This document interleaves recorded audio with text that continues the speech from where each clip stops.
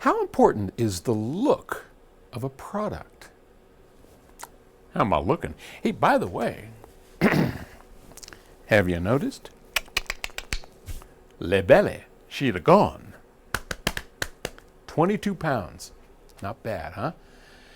In fact, well, you know me, I decided, hey, this diet that I invented works really well. I wrote a book about it. I'll tell you about that later. But it really works, and I'm able. Well, we'll see if I'm able to keep it off. So far, I've been able to keep it off. Okay, this comes from Roger in Barcelona, Spain. What importance does PS Audio give to the exterior design of your equipment? Do you have a dedicated team in your company? The internal engineering and external design teams work together? I think it would be interesting to know a little bit more about this facet of yours. Personally, I think that a product, whatever it is, if it's not beautiful and functional externally, it will hardly be able to convince us internally. Do you agree? Yeah, I do. And like pretty much everything we do at PS Audio, it has to be within the bounds of common sense without getting too carried away one way or the other. So when we first made our product years ago, I built it into a Roytan cigar box, right? It was two 9-volt batteries, a couple of op amps, and a Roytan cigar box. It was nothing to look at. But it didn't take long before we kind of figured out that you can tell a book by its cover, right? Because if you have enough love of what's inside, you should show it on the outside. And more than that, I've watched people, and I watch myself. If something looks beautiful on the outside, then it speaks to the care that somebody put to the inside. And I think that's important on any number of levels. However, there are a number of companies, some companies in our industry, that put more time and effort and money, spending your dollars, on frills and bells and whistles on the outside to dress it up in the prettiest of clothes, and then, have some decent looking stuff and sounding stuff inside.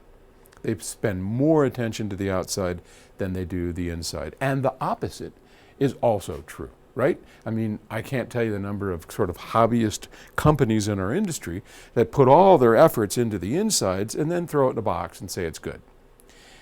You got to be somewhere in the middle. And that's where we are. We love beautiful looking equipment. And when you come up to our stuff, I love it when people kind of pet it, and because our finish is really nice. And we spent years coming up with a formula. I don't know if I ever talked about this before. Do I have a piece of something around here? Well, I can't really show you very well. But all of our products are what's called powder coated. Some companies anodize their aluminum, some companies paint their aluminum. There's wet paint, there's powder coat paint, there's all kinds of stuff.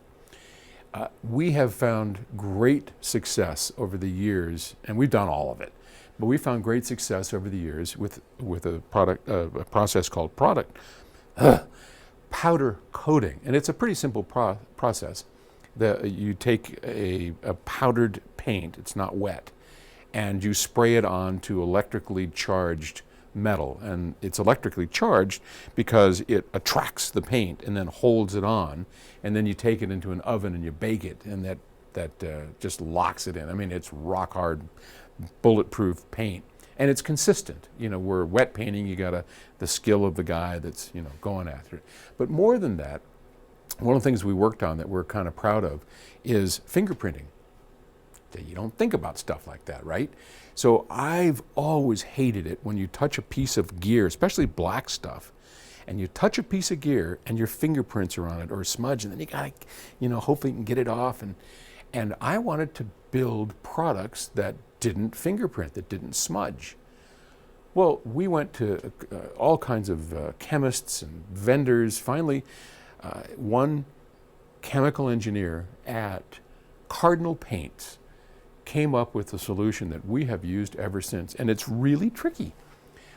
It's a special custom paint that we get from Cardinal, and it's our own blend made up by this chemist. And what he did was really clever.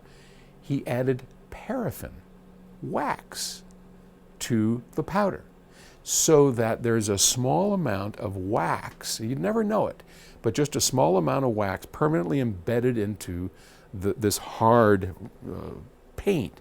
So when you touch it, and you know, if you touch wax, your oils on your fingers don't leave a mark because it's slightly waxy. Now, you'd never know it until I told you the secret, but you can touch our stuff all day long and it doesn't fingerprint. That's why.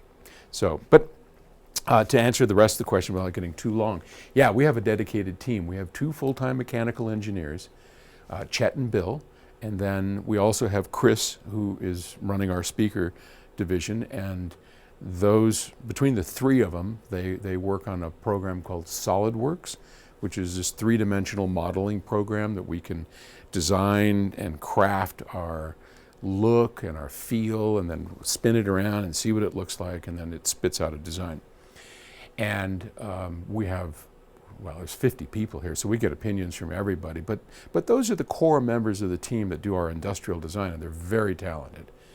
And I jump in it, and we all kind of look like, yeah, it looks good, but it doesn't speak to me about the insides. It doesn't speak to me about the essence of the product. Or my wife, Terry, gets very involved in this. Like, I wouldn't have that in my home. Okay, so I mean, yeah, we pay a lot of attention to it.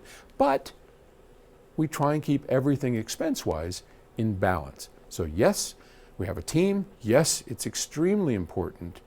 But no, we don't spend a ton of money adding chrome bumpers and frilly stuff on it that really doesn't lend itself to the design or add something. Great question. Thank you. And I will talk to you tomorrow. Flat belly. Yeah, almost. Bye.